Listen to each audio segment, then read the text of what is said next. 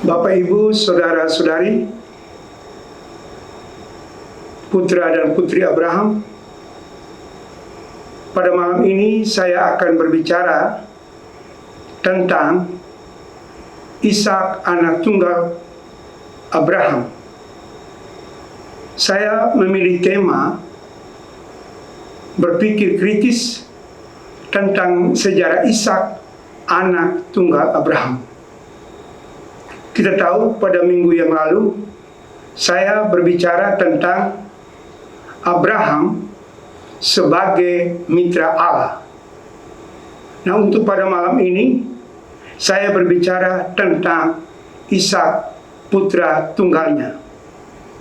Ibu bapa dan saudara dan saudari sekalian yang terkasih, Ishak, anak tunggal perjanjian yang hidup sekitar tahun 1900 sampai dengan 1720 sebelum Masehi. Ishak adalah anak perjanjian dari Abraham dan Sarah yang diterima karena iman. Suatu bukti pemberian yang datang atas anugerah Allah. Lantas Ishak disebut menjadi anak ahli waris Abraham yang tunggal dan benar dengan rujukan khusus. Melalui Ishak, karunia Allah mulai disingkapkan. Ide ini terus dianalisis dengan jelas dan terang, yang sifatnya misteri. Allah sendiri berinisiatif untuk keselamatan dunia dan manusia. Model utama ada dua dalam kehidupan Ishak. Pertama, masa kelahirannya, dan kedua, masa perkawinan Ishak dengan Ribka.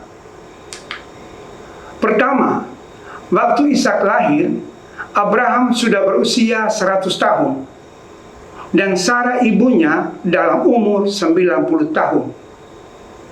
Lalu menyatakan bahwa Allah membuat dia tertawa pada usia yang sedemikian lanjut, yang boleh dikatakan matahari menjelang terbenam, lahirlah benih baru, yaitu Ishak. Sarah melambangkan perjanjian dan anugerah. Allah melaksanakan tujuannya dengan menggenapi janjiannya. Lahirlah Ishak.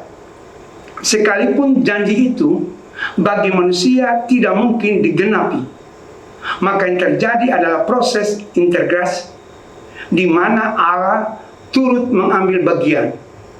Ishak menjadi anak perjanjian yang mengungkapkan relasinya dengan Allah untuk di masa mendatang. Kelahiran Ishak sebagai anak perjanjian kita bisa bandingkan dalam surat Santo Paulus kepada umat di Roma bab 4 ayat 16 sampai dengan 21, atau bab 9 ayat 7 sampai 9, yang kelak Ishak akan dikorbankan oleh ayahnya Abraham.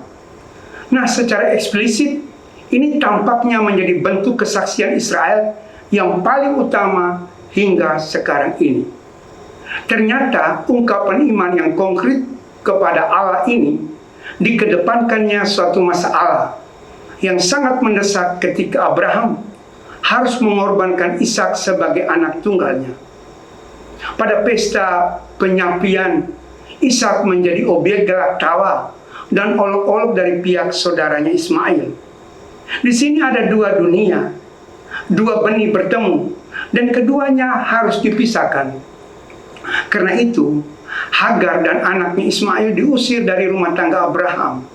Suatu sejarah kehidupan manusia dari satu sisi berakar dalam dunia keturunan, tetapi tetap eksistensinya tergantung pada kehendak Allah dan janji Allah yang setia melibatkan perjanjiannya itu dengan manusia. Nah, jika diperhadapkan dengan bentuk panggilan Allah, maka Allah akan tetap melindungi manusia dalam konteks krisis dan tantangan, agar supaya manusia itu sadar akan kesalahannya.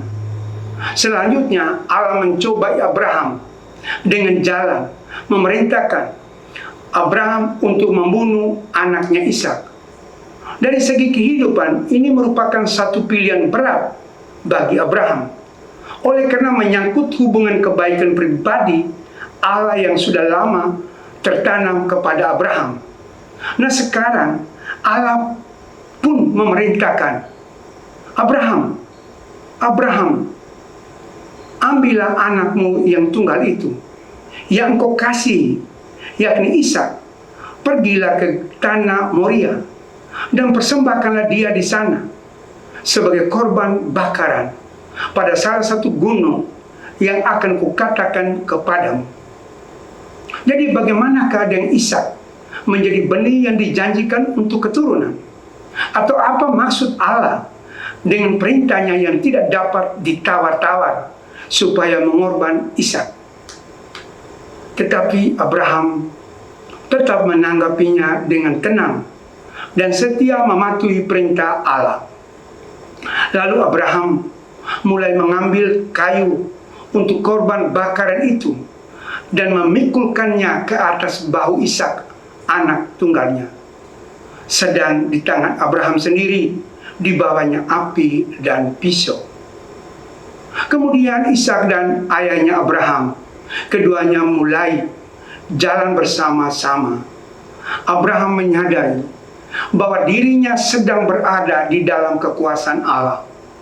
Abraham tetap menaruh harapan, walaupun berada dalam krisis kemanusiaan dan penuh dengan ketegangan. Lebih dari sekedar kemungkinan, menjadi bukti tatanan iman Abraham yang semakin berkualitas. Hal ini merupakan simbol sentral kehidupan Abraham dan anaknya Ishak yang sudah menjalin hubungan tertentu dan akan membuat peluang yang intensif bagi Ishak yang kini tidak akan menyembunyikan kenyataan hidupnya. Lalu berkatalah Ishak kepada Abraham ayahnya, "Di sini sudah ada api dan kayu, tetapi di manakah anak domba untuk korban bakaran itu?" Sahut Abraham, "Anakku, Allah sendiri akan menyediakan anak domba untuk korban bakaran baginya." Saudara dan saudari sekalian, inilah masa yang sulit dan mengerikan ketika kemurahan hati Allah yang lembut belum nampak terjadi di dalam Abraham dan Ishak. Argumen semacam ini jelas mengandung makna bagi orang yang taat pada perjanjian. Dan apapun yang menimpa manusia, Allah selalu mempunyai maksud tertentu. Sekali lagi, bagi mereka yang berpegang teguh pada perintahnya, penderitaan itu sudah diterima atau telah dimaknai sebagai anugerah, sehingga yang buruk pun menjadi baik. Oleh karena Abraham menerima Tuhan adalah seperti orang tua yang penuh kasih. Sampai di situ sukacita dan tidak mempunyai kata untuk mengungkapkannya lagi. Abraham tetap berpegang teguh dan siap bersedia untuk melaksanakan perintah Allah. Nah, kemudian sampainya ke tempat perbukitan Moria yang dikatakan Allah kepadanya. Abraham mulai mendirikan mezbah, disusunnya kayu bakar, diikatnya Ishak, anaknya itu, dan diletakkan di mezbah. Abraham mulai mengulurkan tangannya, lalu mengambil pisau untuk menyembelih anaknya. Tetapi seketika itu juga berserulah malaikat Tuhan dari langit kepadanya, "Abraham, Abraham, jangan bunuh anak itu dan jangan kau apa-apakan dia. Sebab aku tahu sekarang bahwa engkau takut akan Allah dan engkau tidak segan-segan untuk menyerahkan anakmu yang tunggal kepadaku." Kita bisa bandingkan Kejadian bab 22 ayat 12. Lalu Abraham menoleh dan melihat seekor domba jantan di belakangnya yang tanduknya tersangkut dalam belukar. Allah bikin kejutan yang kemudian menjadi model kesaksian yang paling lazim bagi seluruh keturunan Abraham hingga sekarang. Jadi semacam keyakinan tunggal atau monoteistik Abraham dengan paham yang menekankan transendensi dan rasional. Tuhan menyediakan. Pada saatnya juga Abraham akan lulus ujian. Nah, secara faktual historis yang demikian mempunyai dampak positif terhadap Ishak kelak ketika menyaksikan Allah sendiri membatalkan tradisi korban dengan cara sadis untuk menghilangkan nyawanya. Dengan penuh keberanian dan keyakinan, Ishak telah melewati tapal batas untuk menuju keselamatan tunggal. Tentu ini menjadi bukti mempersiapkan hati Ishak untuk segera percaya supaya dapat memperoleh paham siapakah Allah. Ketika Ishak mengalami krisis yang mencengangkan itu, inilah tanda bahwa Allah sendiri telah mendahului Abraham dengan menyediakan seekor domba jantan untuk korban persembahan, seperti yang telah dipercayakan Abraham, yang kelak oleh karena iman Abraham, maka kemudian akan menjadi berkat banyak keturunannya seperti bintang di langit dan pasir di tepi laut. Sebab melalui Ishaklah garis keturunan yang dijanjikan akan berlanjut, dan semua bangsa di bumi ini akan menjadi berkat karena engkau mendengarkan firman-Ku.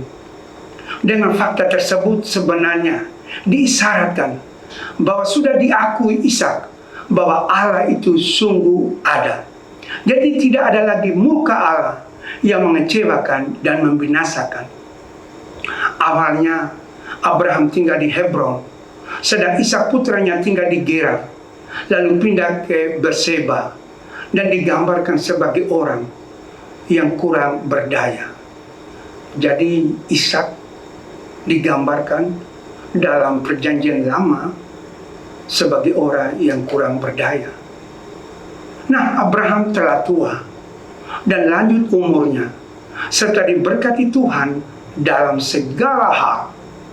Dari titik tolak Ishak sebagai anak perjanjian yang tidak dapat disangsikan, maka pemikiran secara logis ke kenyataan merupakan terang benderang atas perintah yang datang dari Allah.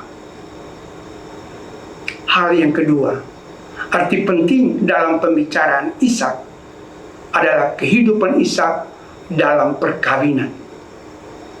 Berawal dari kata Abraham atau doa Abraham kepada Tuhan. Demi Tuhan Allah yang empunya langit maupun bumi, jangan engkau Tuhan mengambil seorang istri bagi anakku dari antara wanita negeri Kanaan, tempat aku tinggal ini. Bandingkan Kejadian bab 24 ayat 3. Lalu tak lama kemudian, perjalanan waktu, Ishak akhirnya menerima kedatangan Ribka, anak dari ipar kandung Abraham sendiri, dari Aram Mesopotamia. Dan Ishak pun membawanya ke kemah ibunya. Ishak hanya memiliki satu istri dan tidak mempunyai gundi seperti tradisi di kala itu. Ishak menikah dengan Ribka, anak Batuel, ipar Abraham sendiri, yang berasal dari negeri Ur Kasdim itu, kurang lebih usianya 40 tahun. 20 tahun lamanya Ribka mandul. Penampilan diri Ribka yang menyiratkan bukanlah hal yang paling pokok, melainkan batin yang sudah siap untuk menerima janji yang datang dari Allah. Atau katakan saja, kembali lagi nampak bahwa benih yang dijanjikan itu tidak akan datang melalui dengan jalan keayahan alami biasa, melainkan melalui kuasa kreatif ilahi yang super alami. Jadi, peristiwa kelahiran Ishak yang memuat unsur-unsur misterius dan mengatasi pemahaman nalar manusia atas kemandulan Ribka yang sudah lama dinantikan. Lalu kemudian Ishak memohon kepada Allah Dan Allah memberitahu Ribka bahwa kedua anak sedang bertolak-tolak dalam rahim Ribka. Pada akhirnya, keluarga Ishak dengan Ribka melahirkan kedua anak kembar, yaitu Esau dan Yakub. Ketika Ishak berusia sekitar 60 tahun. Kita bisa bandingkan Kejadian bab 25 ayat 21 dan seterusnya. Nah, perlahan-lahan Ishak menjadi nama besar oleh karena telah menjadi pelaku religius dengan segala kenyataan. Walaupun kehidupan religius Ishak sama sekali tidak menonjol seperti bapaknya Abraham.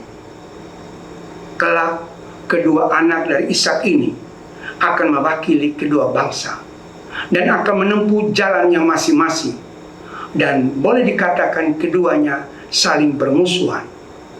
Fakta baru tersebut kita boleh katakan bahwa masalah itu merupakan konsekuensi dari suatu perjanjian Allah dengan manusia yang merupakan satu kenyataan yang normal dan perlu diterima sebagai hasil uji silam antara Esau dan Yakub.